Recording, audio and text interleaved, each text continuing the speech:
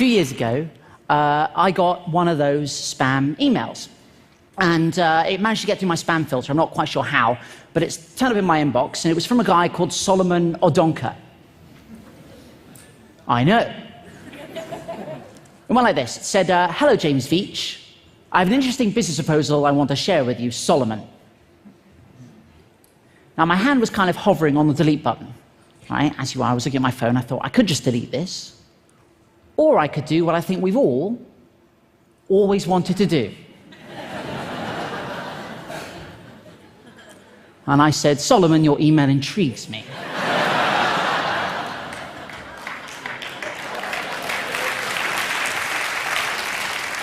And the game was afoot. He said, dear James Veitch, we shall be shipping gold to you. You will earn 10% of any gold you distribute. So I knew I was dealing with a professional.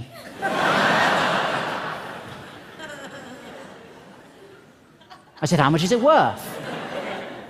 He said, we will start with a smaller quantity. I was like, ah. And then he said, of 25 kilograms. The worth should be about 2.5 million. I said, Solomon, if we're going to do it, let's go big.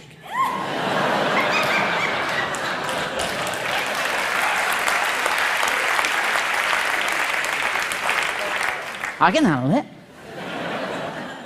How much gold do you have? He said, it's not a matter of how much gold. How much is you're capable of handling? What? We can start with 50 kilograms as a trial shipment. I said, 50 kilograms? There's no point doing this at all. No, so shipping at least a metric ton.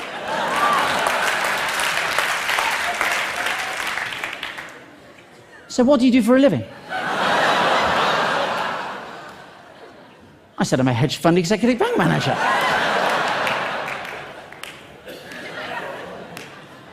This isn't the first time I've shipped bullion, my friend. No.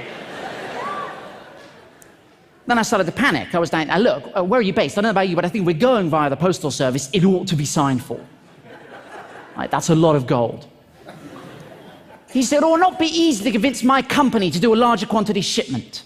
And I said, Solomon, I'm completely with you on this one. I'm putting together a visual for you to take into the board meeting. Hold tight.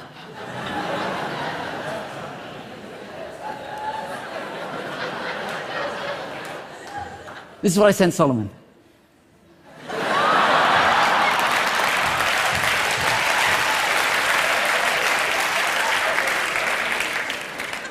I don't know if we have any statisticians in the house, but there's definitely something going on. I said, Solomon, attach this email, you'll find a helpful chart. I've had one of my assistants run the numbers. We need to be shipping as much gold as possible. There's always a moment where they try to tug your heartstrings, and this was it for Solomon. He said, I will be so much happy if the deal goes well, because I'm going to get a very good commission as well. And I said, that's amazing. What are you going to spend your cut on? And he said, on real estate, what about you? I thought about it for a long time. And I said one word. Hummus.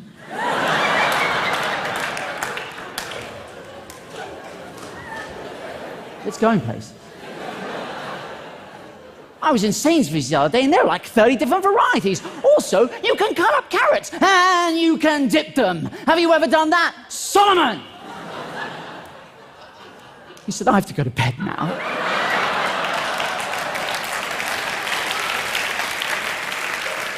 Till tomorrow. Have sweet dreams. I didn't know what to say. I said, bonsoir, my golden nugget, bonsoir. Guys, you have to understand, this has been going for like weeks, albeit hitherto the greatest weeks of my life, but I had to knock it on the head. It was getting a bit out of hand. Friends were saying to me, James, do you want to come out for a drink? I was like, I can't, mate, I'm expecting an email about some gold, you know. So I figured I had to knock it on the head. I had to take it to a ridiculous conclusion. So I thought I concocted a plan.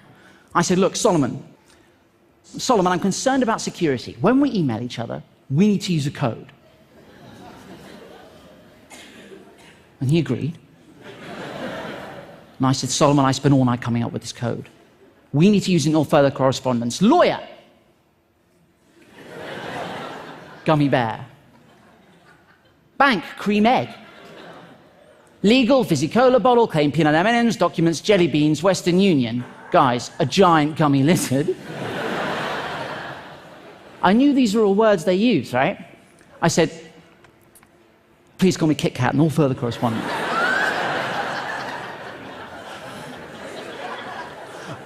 I didn't hear back. I thought, I've gone too far. I've gone too far. So I had to backpedal a little bit. I said, look, Solomon, is the deal still on? Kit Kat.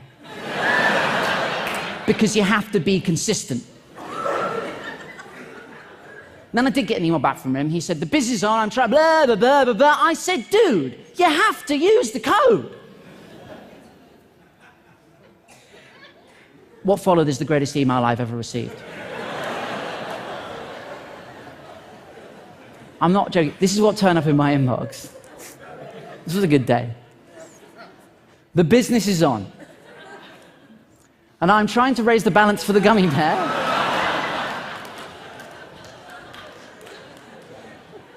So he can submit all the needed fizzy cola bottle jelly beans to the cream egg for the peanut M&Ms process to start. Send £1,500 via a giant gummy lizard.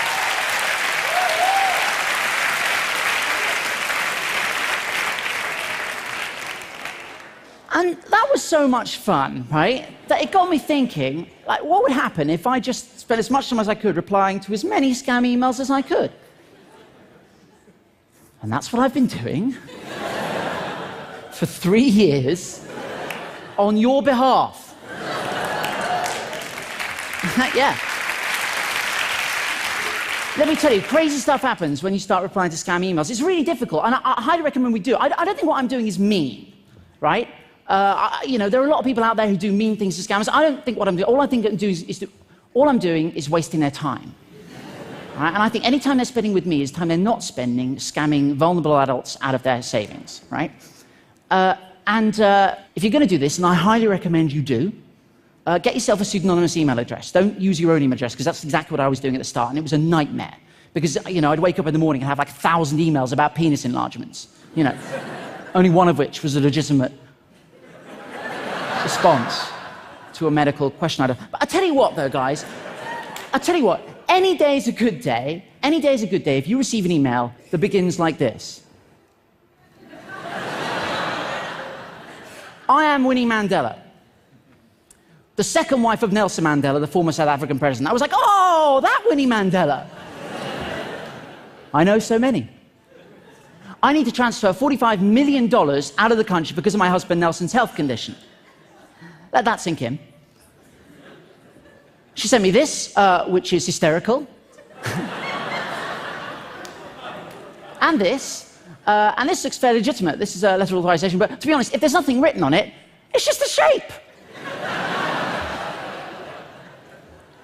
I said, Winnie, I'm really sorry to hear of this. Given that Nelson died 3 months ago, I describe his health condition as...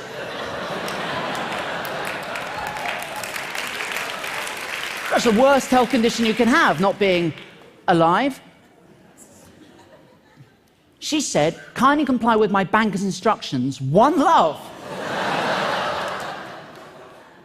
I said, of course, no woman, no cry.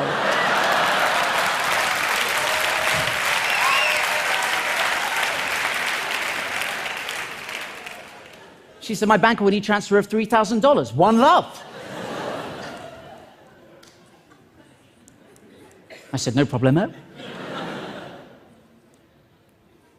I shall share it.